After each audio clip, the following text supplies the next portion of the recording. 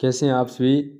हमारी जो आज की ये क्लास है इसमें हम वो इम्पोर्टेंट क्वेश्चन करेंगे जो एसएससी जीडी के लिए इम्पोर्टेंट क्वेश्चंस है। तो पहला क्वेश्चन है, टेबल टेनिस में टेबल की ऊपरी सतह की लंबाई होती है।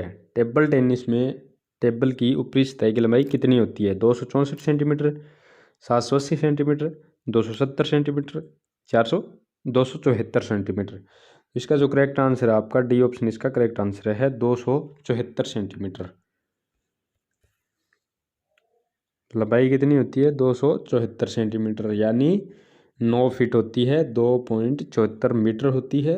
2 फीट 9 फीट होती है। 9 फीट। ठीक है।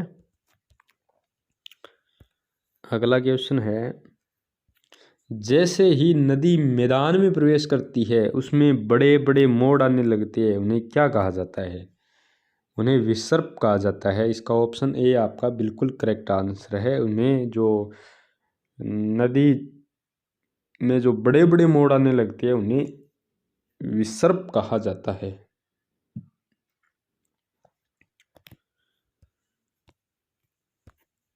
अगला क्वेश्चन है, द जोया फैक्टर द्वारा लिखित एक उपन्यास है। द जोया फैक्टर द्वारा जो उपन्यास लिखा गया है वो कौन सा है? जेरी पिंटो, सुकेतु मेहता, अनुजा चौहान, राजश्री।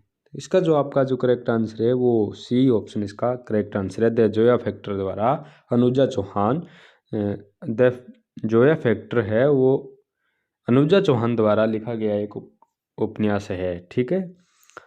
द जोया फैक्टर किसके द्वारा लिखा गया है? जेरी पिंटो, केतु मेहता, अनुजा चौहान, राजश्री। तो अनुजा चौहान द्वारा ये लिखा गया है। ठीक है। जोया फैक्टर जो आपका उपन्यास है वो अनुजा चौहान द्वारा लिखा गया है। अगला क्वेश्चन है, भारतीय संगीत व्यक्तित्व की पहचान करें। यानी भारतीय संगीत व्यक्तित्व की पहचान करें जी। उनके अंतर्गत शहनाई और औपचारिक संदर्भ से बाहर आई और शास्त्रीय संगीत वाद्य यंत्र के रूप में स्वीकार की जाने लगी। तो शहनाई की बात आते ही उस्ताद बिस्मिल्लाह खान। तो इसका सी ऑप्शन आपका जो करेक्ट आंसर होगा, उस्ताद बिस्मिल्लाह खान जो प्रसिद्ध शहनाई वादक थे। ठीक है। प्रसिद्ध शहनाई वादक कौन थे? उस्ताद बिस्मिल्लाह खान। अगला क्वेश्चन देखें हम। अगला क्वेश्चन है, पोमेल horse, Roman rings, vaulting table कुछ शब्द हैं जो किससे संबंधित है? तैराकी, घुड़सवारी, जिम्नास्टिक, पोलो। तो इसका जो करेक्ट आंसर आपका सी ऑप्शन इसका करेक्ट आंसर होगा जिम्नास्टिक। अगला क्वेश्चन है हमारा वो है, अर्थशास्त्र किसके द्वारा लिखा गया था? अर्थशास्त्र किसके द्वारा लिखा गया था? चाणक्य, विष्णु शर्मा, चंद्रगुप्त, कालिदास। तो इसका करेक्ट आंसर आपका जो ए ऑप्शन इसका करेक्ट आंसर है चाणक्य। इन्हें कौटिल्य के नाम से भी जाना जाता है। अगला क्वेश्चन है, हॉर्नबिल उत्सव निम्नलिखित में से किस राज्य में मनाया जाता है? हॉर्नबिल उत्सव किस राज्य में मनाया जाता है? हॉर्नबिल उत्सव निम्नलिखित में से किस राज्य में मनाया जाता है? लद्दाख, राजस्थान, तमिलनाडु, नागालैंड। इसका जो करेक्ट आंसर आपका डी ऑप्शन इसका करेक्ट आंसर होगा नागालैंड। अगला क्वेश्चन,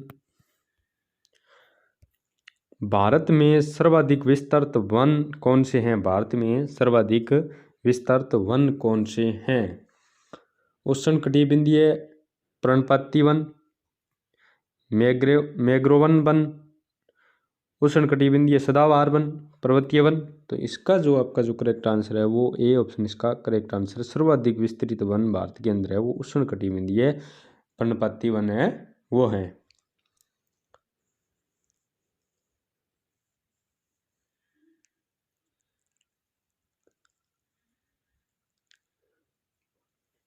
इन्हें मानसून वन भी कहा जाता है।